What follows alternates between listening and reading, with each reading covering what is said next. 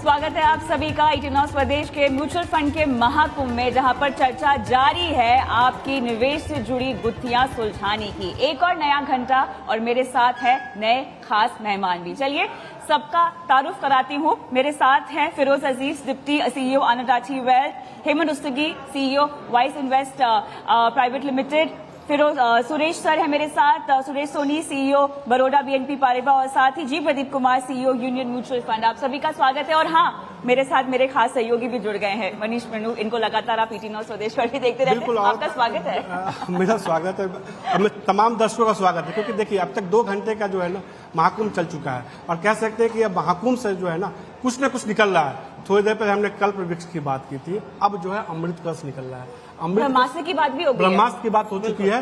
ब्रह्मास्त्र को हम लोगों ने बतौर एसआईपी को ब्रह्मास्त्र के तौर पे माना है, क्योंकि ब्रह्मास्त्र एक ऐसा तरीका होता है जिसको एक बार आप इस्तेमाल कर ले तो वो हमेशा अकाट्य होता है। और ब्रह्मास्त्र ब्रह्मा देते हैं, और यहाँ ब्रह्मास्त्र जो ब्रह्मा देते हैं वो हमारे फंड मैनेजर होते हैं, जो आपको बताते हैं कि आप अपने पैसे का कैसे सही से इस्तेमाल कर सके और पैसे से पैसा बना सके।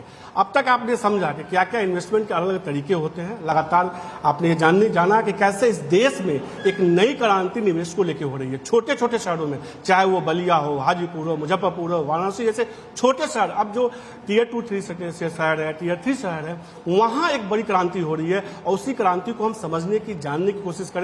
और ये एसआईपी के ट्रेंड के जरिए पता भी चला अब तक आपको पता चला कि कैसे कोरोना के बाद लोगों के मन में ये मानसिकता आई कि मुझे कितना निवेश करना है, कैसे निवेश करना है, पैसे से पैसा कैसे बनाना है। तो अब थोड़ा मुश्किल बढ़ाते हैं। अब मेरे ख्याल से वो दौर आ गया है जहां पे इस चर्चा के मंथन में हम जाते हैं। मंथन इसीलिए क्योंकि इस मंथन से निकलेंगे आपके मतलब की बातें। अब थोड़ा सा म्यूचुअल फंड की पेचीदगियों में जाते हैं, टेक्निकल एस्पेक्ट्स में जाते हैं, जो उनके प्रकार हैं उनमें जाते हैं। क्योंकि मनीष, बहुत सारे ऐसे नए दर्शक हैं जो हमें देख रहे हैं, बहुत सारे ऐसे नए निवेशक हैं जो शायद इस चर्चा को देखने के बाद जुड़ेंगे भी, म्यूचुअल फंड के इस महासागर में पहली बार प्रवेश भी करेंगे। तो इसीलिए ये अब महामंथन, और यहाँ पर हम बात करने वाले हैं अलग अलग तरह के म्यूचुअल फंड्स की। लेकिन उससे पहले, क्योंकि मेरे साथ इतने दिग्गज पैनलिस्ट जुड़े हुए हैं, एक एक करके सबसे मैं जानना चाहूंगी कि जब पहले आप जब म्यूचुअल फंड बेचने जाते थे तब किस तरह के सवाल लोग आपसे पूछते थे?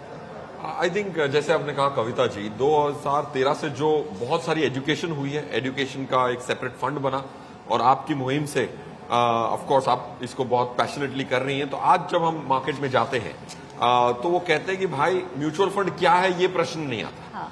पहले ये बहुत आता था, राइट? आज भी सिर्फ 4 करोड़ लोग जुड़े हुए हैं, राइट? बट आई थिंक वो सवाल अब 2nd, 3rd, 4th लेवल पे चला गया है। जो लर्निंग कर्व है इंडियन इन्वेस्टर की, वो काफी बड़ी है।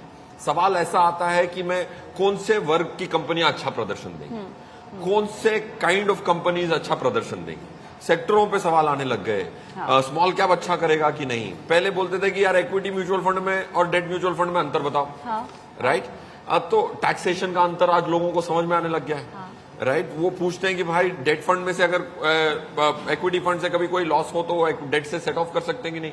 ऐसे लेवल 3, लेवल 4 के मेरे हिसाब से क्वेश्चन आने लगे हैं। हर स्टेक होल्डर ने इसमें कंट्रीब्यूट किया है।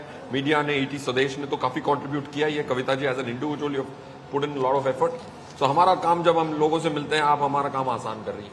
अरे वाह, हमारी यही मुहिम भी है 18 स्वदेश में कि हम आने वाले समय में 1 करोड़ लोगों को निवेश के धागे से, इस जोर से, बहुत मुश्किल नहीं है। बिल्कुल। इस देश में अगर कह सकते हैं 70 करोड़ स्मार्टफोन इस्तेमाल किए जा रहे हैं, और जिस तरह से इस देश में डिजिटल क्रांति हो रही है, यूपीआई के जरिए पेमेंट हो रहा है, उसमें तो 1 करोड़ लोगों को जोड़ना बहुत आसान है। बिल्कुल सही।